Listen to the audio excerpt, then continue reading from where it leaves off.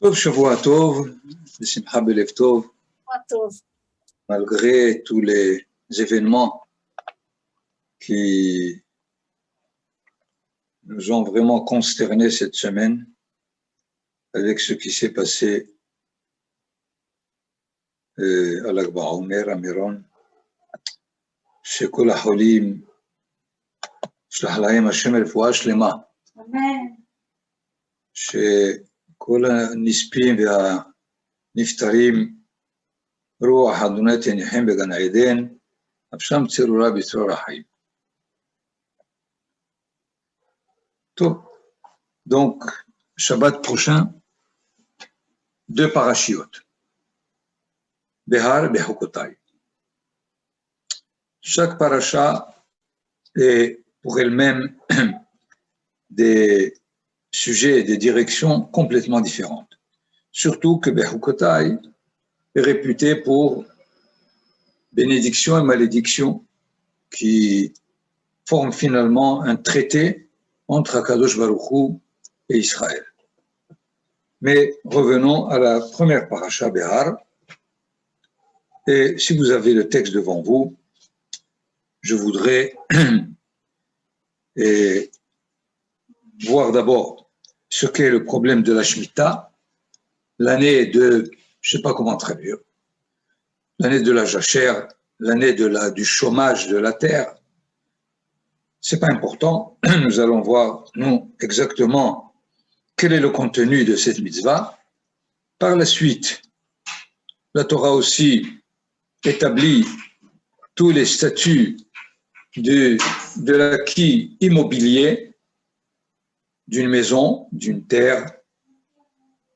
Ensuite, dernier sujet, c'est le statut de l'hébreu qui se trouve en difficulté au point où il vend sa terre, il se vend lui-même en tant qu'esclave à un hébreu, et il peut même arriver qu'il se vende d'esclave à un non-hébreu, à un ben Noah, un non-juif. Et c'est finalement tous les sujets qui résument la paracha. Essayons d'abord de voir quel est le fondement de la Shemitah. Chapitre 25, verset 2. Daber el bnei Israël ve'amarta alehem. Parle aux enfants d'Israël et tu leur diras Ki tavo el haaretz asher ani noten lachem. Lorsque vous arrivez à la terre que je vais vous donner, ve'shaveta haaretz shabbat l'Adonai. La terre chômera un chômage l'Adonai pour Hachem. Quelle relation entre le fait de laisser la terre en friche et qu'elle soit l'Hachem?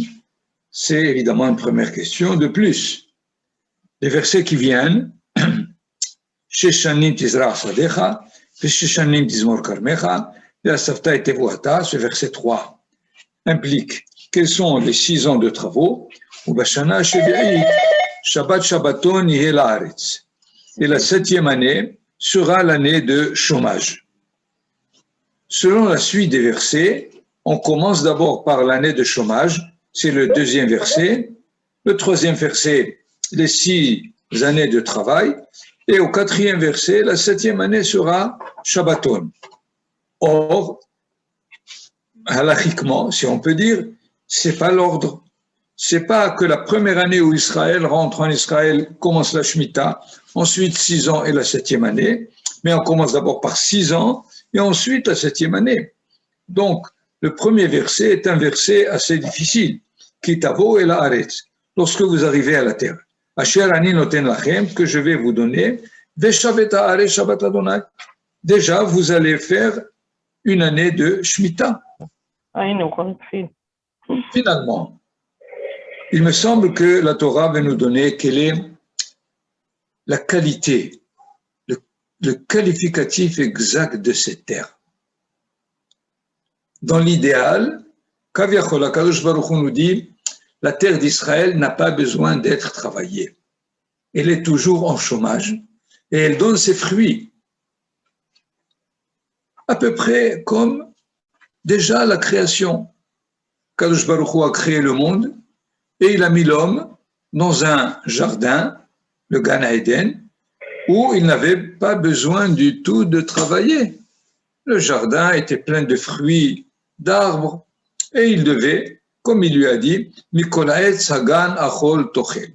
Tu mangeras de tous les arbres du jardin. La limite Eretz Israël, dans son idéal, c'est comme Gan Eden. Et c'est là l'annonce que ce verset nous dit, Kitavo et la Haaretz, lorsque vous venez à la terre, Veshaveta Haaretz. La terre sera en chômage, comme si on peut dire totalement.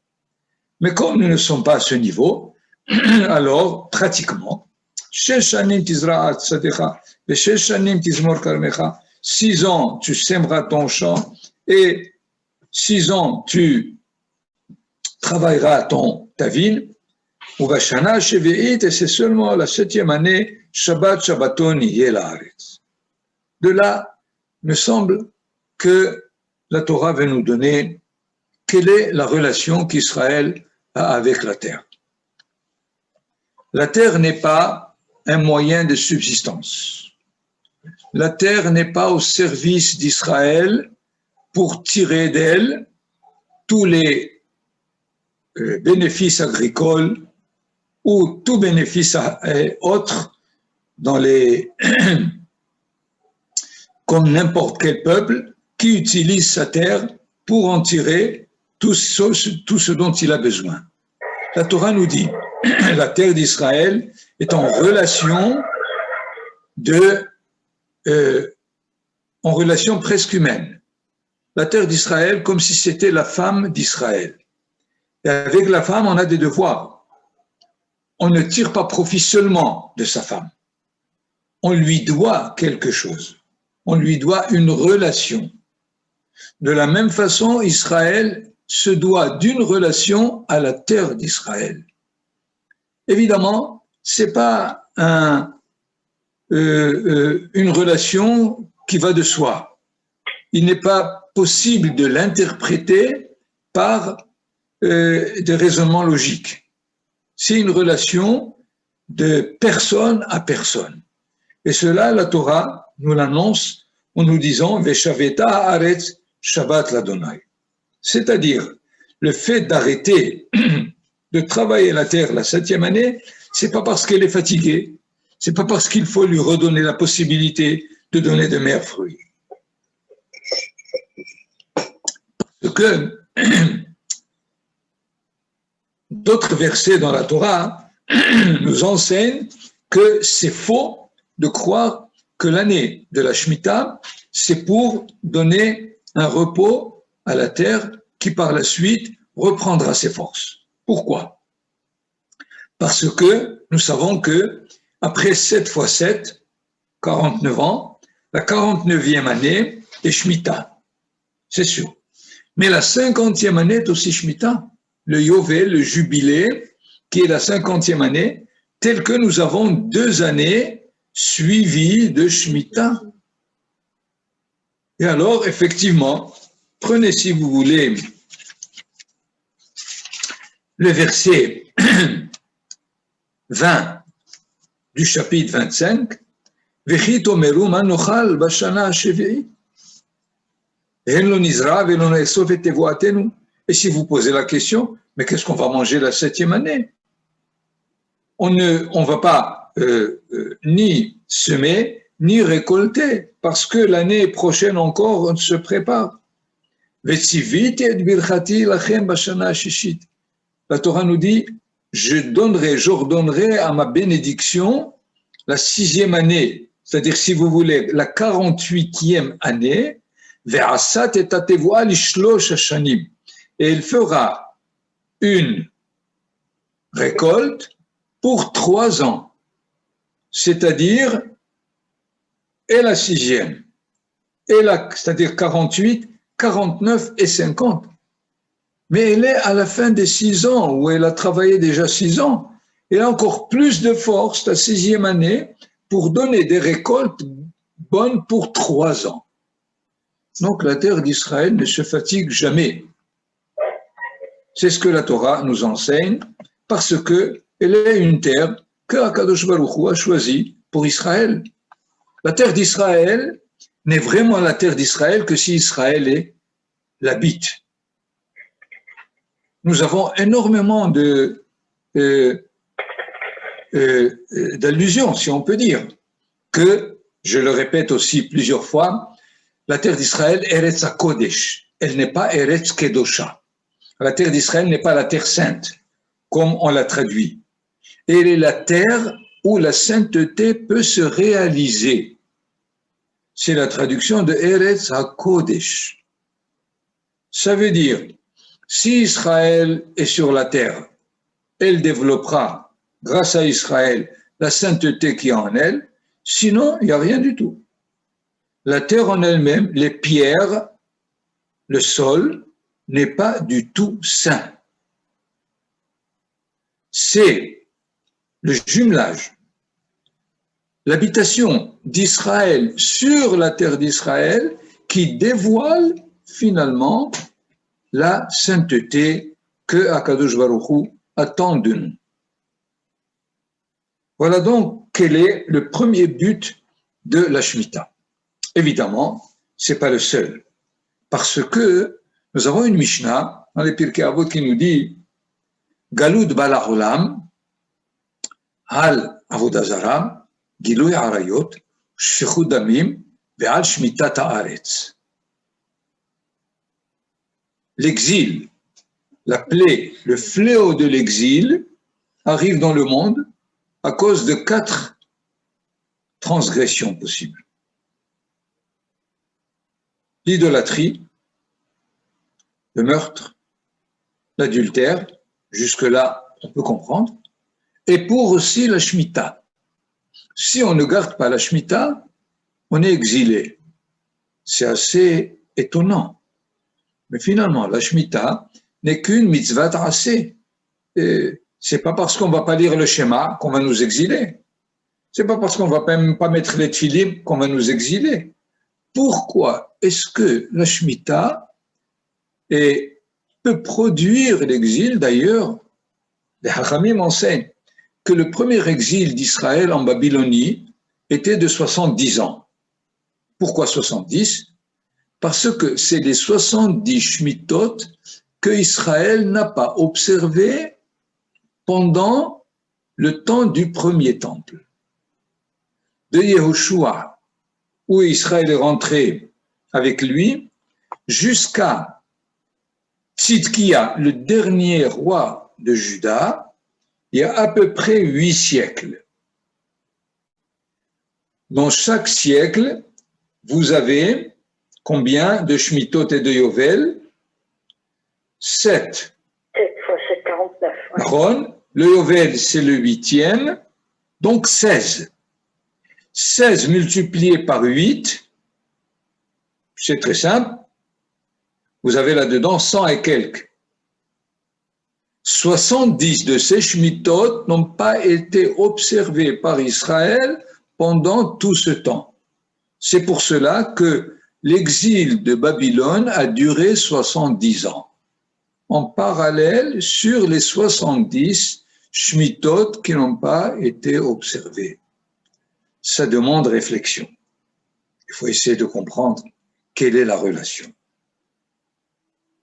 D'un verset qui est aussi dans la paracha de la Shemitah, qui est le verset 23, chapitre 25 toujours. Et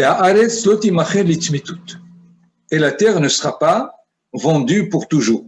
C'est-à-dire que celui qui vend un terrain, le propriétaire premier qui l'a vendu le récupère après 50 ans.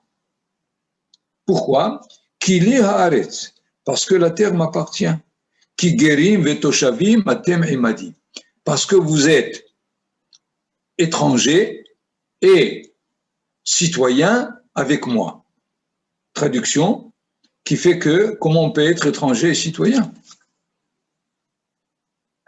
Les Hachamim m'expliquent. Vous êtes, c'est-à-dire moi, Akadosh Baruch Hu, et vous, nous sommes dans le couple étranger-citoyen. Si vous vous considérez comme étranger, je suis citoyen. Si vous croyez que vous êtes citoyen, je suis étranger. C'est-à-dire que, d'une certaine façon, la Shemitah nous fait expérimenter l'état d'étranger sur notre terre. Pourquoi? Puisque le terrain, même s'il m'appartient, toute sa récolte appartient à tout le monde. Appartient aux pauvres, appartient comme il est dit dans le verset 6, elle sera pour vous à consommer, lecha, pour toi, lehavdecha, pour ton serviteur, la amatecha pour ta servante, velischircha pour celui que tu as loué au travail, ultoshavecha et ceux qui habitent, hagarim eimach avec toi, c'est-à-dire même d'autres goyim qui ne sont pas juifs, évidemment. Velivemtecha et pour ta bête, velahaya asher be'artzecha et même pour les bêtes sauvages, tihiekol tevuata leechol. Toute ta récolte sera donnée. C'est-à-dire, je ne suis plus propriétaire. Si je ne suis plus propriétaire, je suis donc étranger sur ma terre.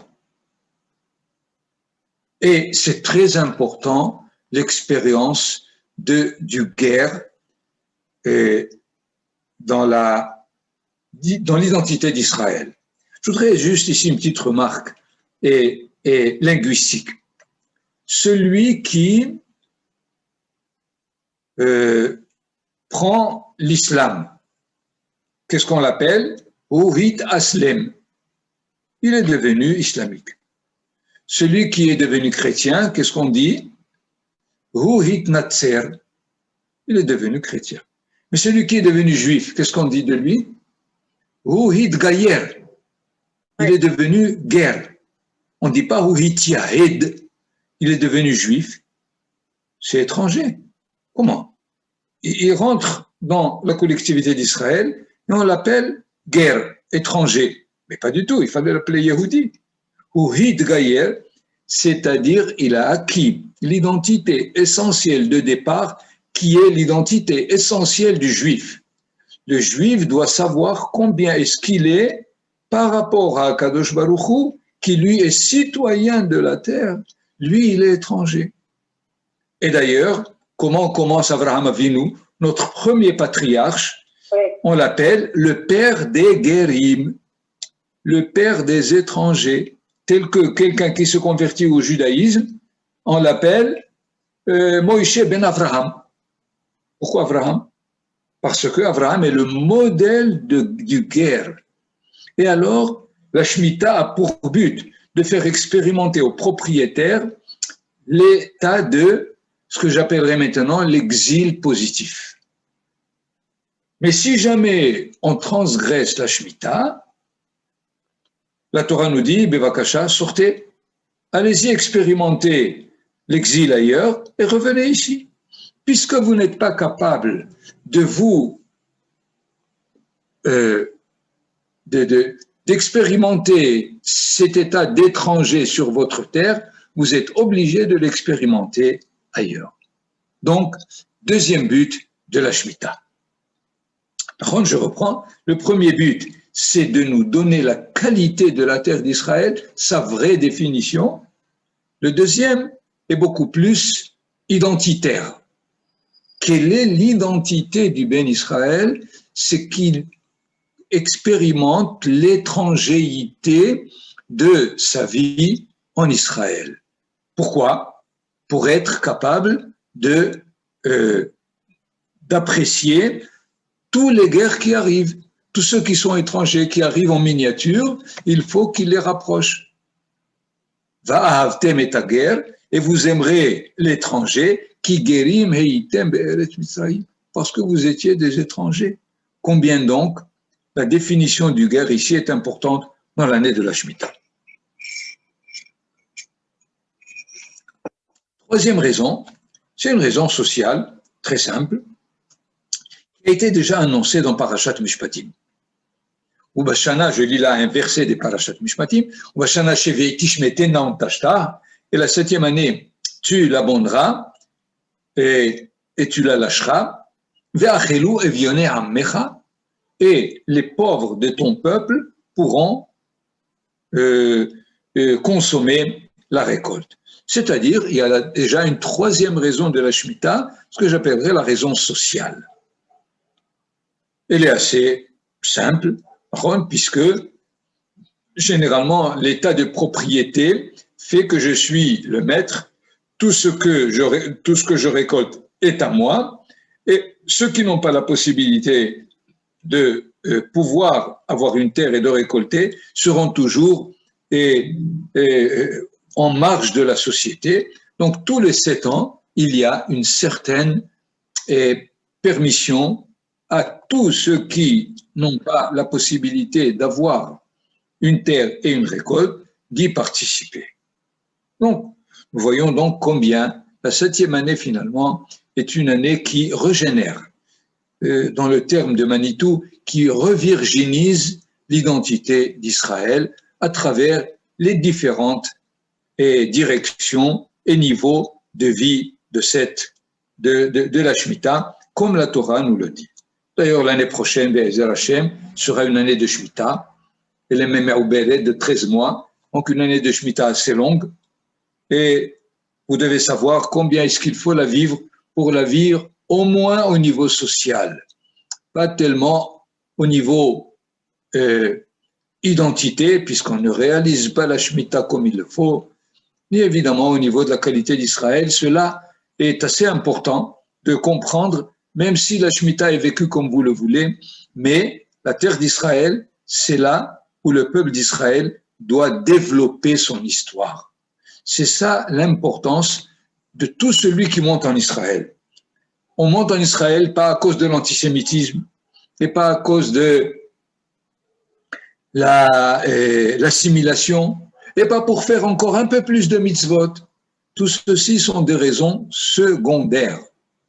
La raison essentielle, c'est que l'on vient en Israël pour revivre et accompagner l'histoire d'Israël comme elle doit se faire sur sa terre, parce que c'est que sur sa terre qu'il peut réaliser son histoire. Voilà donc comme premier sujet que je voulais aborder. Le deuxième sujet qui commence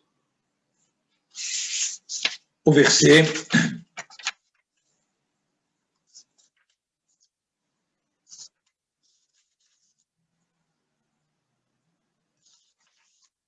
au verset 25. Comme je l'ai déjà dit, c'est le statut des transactions immobilières. Et alors on nous dit si ton frère se trouve affaibli, c'est-à-dire il n'a pas des moyens pour subsister, ou machar me'ahuzato. Évidemment, qu'est-ce qu'il peut faire? Il vend de son terrain. Et viendra le libérateur qui est proche de lui, c'est-à-dire, la Torah nous permet, ce qui n'existe pas aujourd'hui dans l'immobilier du tout, quelqu'un qui vend sa terre, eh bien, s'il a un frère, un père, un oncle, celui qui est proche de lui et qui a de l'argent, il peut dire à celui qui a acquis la terre de son frère, de lui dire, voilà le prix, rendez la terre à mon frère. Il a le droit de le faire, dans des conditions bien définies, mais il peut réacquérir, à la limite ici le terme de Gaal, c'est assez étonnant, la Géoula ici est par rapport à la terre, pas par rapport au peuple. Ça a été dit une fois par rapport au peuple avant la sortie d'Égypte, mais là, vous pouvez suivre, à chaque fois que la Géoula est citée, elle est citée par rapport à la terre. Délivrer la terre, ça veut dire la ramener à son statut premier. De cette façon, la délivrance d'Israël aussi, c'est de retrouver sa définition.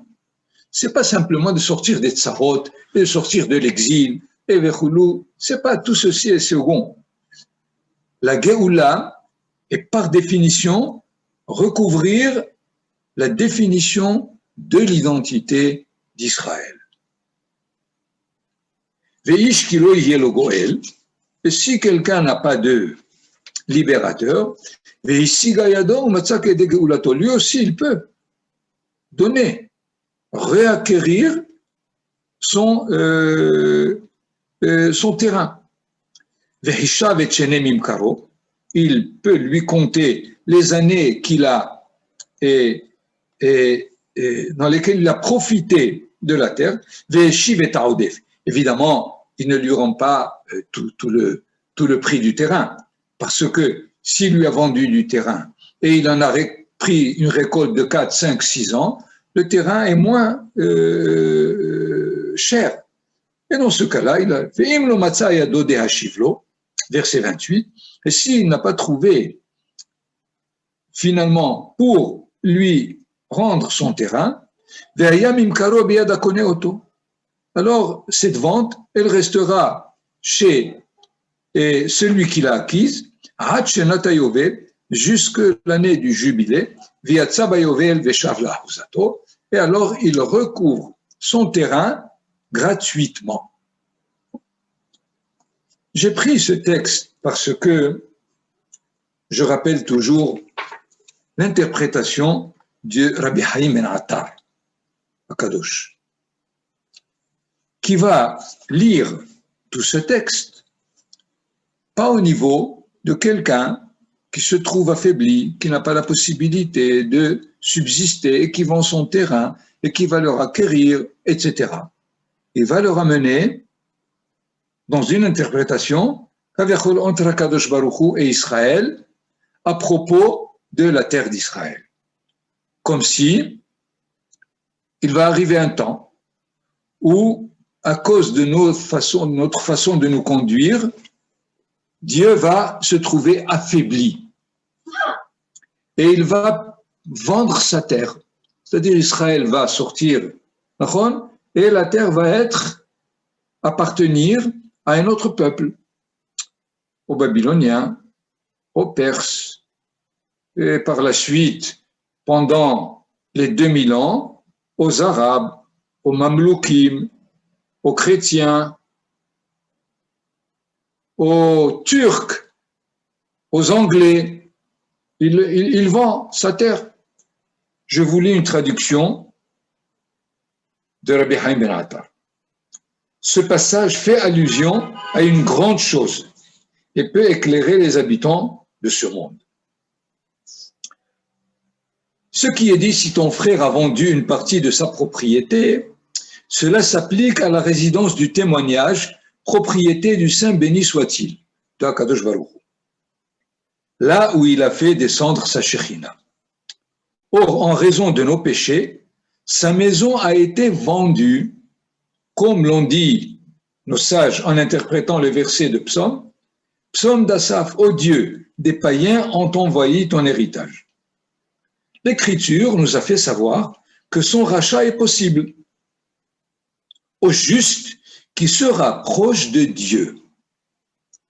C'est-à-dire, le texte a dit, dans le cas halachique, s'il a un frère qui rachète, Akadosh Baruch Hu, qui sont ses frères, c'est les justes.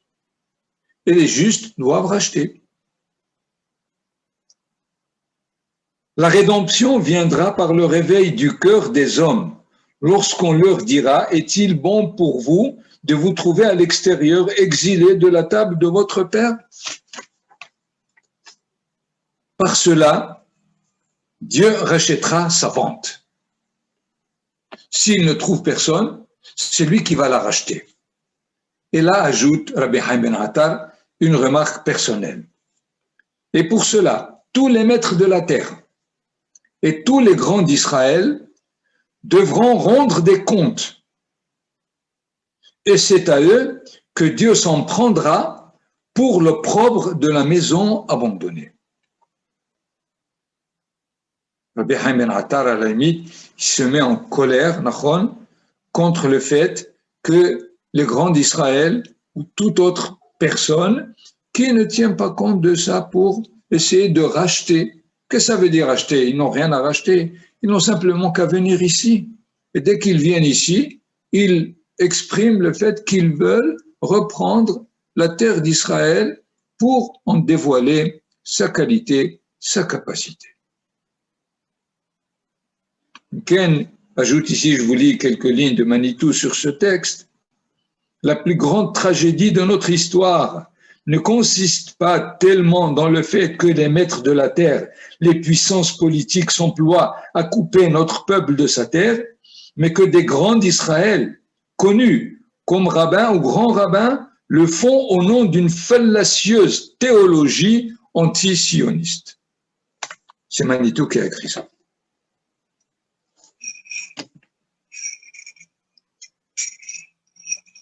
Donc, les textes de la Torah peuvent être lus à différents niveaux. On peut les lire au niveau halachique, on peut les lire à ce niveau où Rabbi Haim ben Attar les lit aussi. Voilà donc, je voulais, pour cette remarque concernant les transactions immobilières. Je voudrais maintenant passer à la deuxième paracha, juste quelques remarques pour le temps qui nous reste. La paracha de Bechukotai. Elle est au chapitre 26, verset 3. Im Bechukotai telechu, ve'et mitzvotai tishmeru va'asitem otam. La traduction classique. Si dans mes préceptes, dans mes lois, vous marcherez, et si mes commandements vous garderez, et vous les ferez, je vous donnerai vos pluies en leur temps, la terre donnera sa récolte, et l'arbre du champ donnera son fruit, ainsi de suite. Et vous savez aussi l'autre côté qui commence au verset 14, si vous n'écoutez pas, alors les malheurs arriveront. Une première remarque rapide, je ne vais pas allonger trop parce qu'il y a un autre sujet intérieur qui se greffe, c'est que généralement, on entend la paracha comme si vous faites, vous recevrez, si vous ne faites pas, vous ne recevrez pas, c'est-à-dire salaire et punition. Sanctions positives et négatives. Une fois pour toutes, c'est faux. Celui qui veut la conserver, il peut la conserver. Mais il faut qu'il sache qu'il y a d'autres interprétations que les grands d'Israël ont données. Je vous donnerai celle du Maïmonide. Maïmonide dit que ce n'est pas salaire et punition. C'est ce qu'il appelle des conditions de travail. Ça veut dire, Akadosh Baruch Hu nous donne 613 mitzvot. Il sait combien, d'une part, la réalisation de 613 mitzvot est très très difficile. À la limite, on ne les a jamais pratiquées. Par ailleurs, il sait aussi qu'il y a des problèmes naturels, année de disette, les guerres, les maladies, etc. Maïmonide nous dit, la Torah nous dit la chose suivante. Écoutez, tout ce qui concerne les problèmes matériels, je m'en charge. Je vous donnerai les pluies, je vous donnerai les fruits, je vous donnerai la paix, vous serez en bonne santé et avec cela, vous allez réaliser les mitzvot. C'est-à-dire que la Torah nous dit que les bénédictions sont données avant qu'on commence la Torah. Un salaire est donné après. Mais la Torah nous dit qu'elle nous donne tout ceci pour que l'on puisse réaliser la Torah. Si on ne le réalise pas, alors la Torah nous dit, débrouillez-vous avec la nature. Je ne vous punis pas, sachez-le, mais débrouillez-vous avec le monde naturel, avec les intempéries et avec les guerres, et avec tout ce que l'humanité, malheureusement, n'a pas encore résolu pour pouvoir réaliser une vie normale pour les citoyens de la Terre. C'est clair. Donc, je voulais simplement une petite remarque ici pour que l'on comprenne ce que la Torah nous dit ici. Évidemment, il y a ceux qui me diront, mais il est dit im behukotai. Si, donc c'est une condition. Pour cela, j'apporterai la traduction du Zohar de im behukotai lorsqu'il interprète im en disant pourvu que. C'est-à-dire, si vous traduisez si vous marcherez dans mes préceptes, selon le Zohar, c'est faux. Il faut le dire comme pourvu que vous marchiez dans mes lois et je donnerai alors. C'est-à-dire, en espérant que vous le faisiez, je vais vous donner déjà tout ce qu'il faut pour que vous soyez vraiment en mesure de réaliser toutes les mitzvot.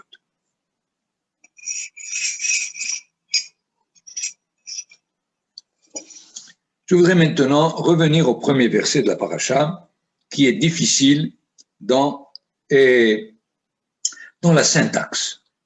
Évidemment, selon une traduction habituelle. Im behukotai telechu. Il y a le behukotai, ça veut dire hok, ça veut dire une loi, un décret qui n'a rien de logique. Puisqu'on appelle par exemple la mitzvah de la vache rousse comme étant hok. C'est tout.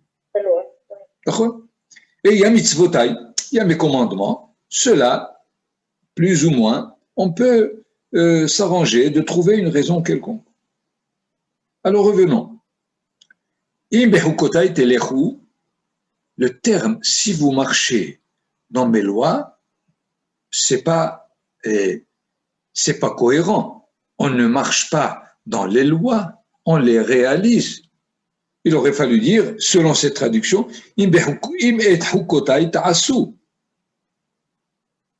Comment est-ce que dans les lois, on marche, on évolue? Évoluer, ça veut dire comprendre de plus en plus. Or, si l'on traduit hukim par décret, un décret, on le réalise, qu'on comprenne pas. C'est pour cela d'ailleurs qu'on peut comprendre Rashi, qui dit qu'est-ce que ça veut dire im behukotai telechu, et il apporte comme interprétation quelque chose qui complètement nous semble étranger à la traduction de im behukotai telechu, puisqu'il dit qu'est-ce que c'est shetiyu amelin batorah, que vous peinez dans la Torah, que l'étude de la Torah soit faite avec beaucoup d'efforts, avec beaucoup de peine. Donc, ce n'est pas la traduction habituelle, et dans ce cas-là, nous sommes obligés de redéfinir le mot hukam, pas comme loi et décret, mais comme étant ce qui, du côté de celui qui a donné le hukm, qui nous demande d'évoluer dans ce qui a été donné.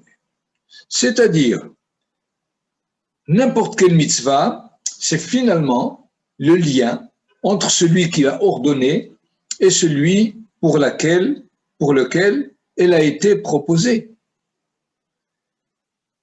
La mitzvah est là donc le côté proche de celui qui a ordonné et le côté proche de celui qui la reçoit. Du côté de celui qui la reçoit, il ne peut la recevoir que dans sa façon de la vivre, de la réaliser, de la comprendre, et il évolue à la limite dans ce cas-là. Mais du côté de celui qui l'a ordonné, c'est un ordre, c'est une loi, puisqu'elle arrive de celui qui a légiféré cette loi. De son côté, on ne peut pas comprendre. Mais malgré cela, la Torah nous dit, de votre côté, faites l'effort de la comprendre. C'est dans ce sens qu'on peut comprendre im behukotai telechu. Si vous marchez, Ça veut dire, dans ce qui est hok, ne le prenez pas comme quelque chose qui est incompréhensible, illogique ou irrationnel, mais c'est une mitzvah dans laquelle vous pouvez évoluer. Pas tellement du point de vue logique, même si elle restera illogique, mais elle restera quelque chose qui nous fait évoluer à travers sa pratique, à travers sa réalisation. Et dans ce sens, c'est sûr que le mot hok n'est pas un décret irrationnel, mais c'est un ordre qui nous dit quelle est sa source. Elle est plus proche de celui qui l'a ordonné, alors que mitzvotai tishmeru va'asitem otam, les ordres et les commandements qui sont beaucoup plus proches de vous, vous avez à les garder et à les réaliser. Donc, c'est une première approche de ce verset qui essaye de nous redonner les définitions de hok, mishpat, aidut, mitzvot, qu'il faudrait reprendre chaque terme pour essayer de dégager un côté de ce qu'est l'ordre divin et ne pas les classer et les trier en des mitzvot qu'on ne peut pas comprendre et des mitzvot qui sont logiques, etc. Ces classements sont complètement artificiels, selon évidemment les sources midrashiques, les sources traditionnelles. Je n'ai pas apporté toutes les sources nécessaires pour éclairer le sens de ce verset. À l'occasion, si vous voulez, on en fera une compilation et je pourrai vous les envoyer si vous êtes intéressés. Mais ce qui m'était important, c'est de ne pas comprendre hok comme étant une mitzvah qui est non logique, qui n'est pas rationnelle, etc., etc. C'est quelque chose qui, Davka, nous est proposé afin de nous faire évoluer encore plus probablement que toute autre mitzvah. Mais si jamais on y approfondit l'étude, dans le sens où Rashi nous dit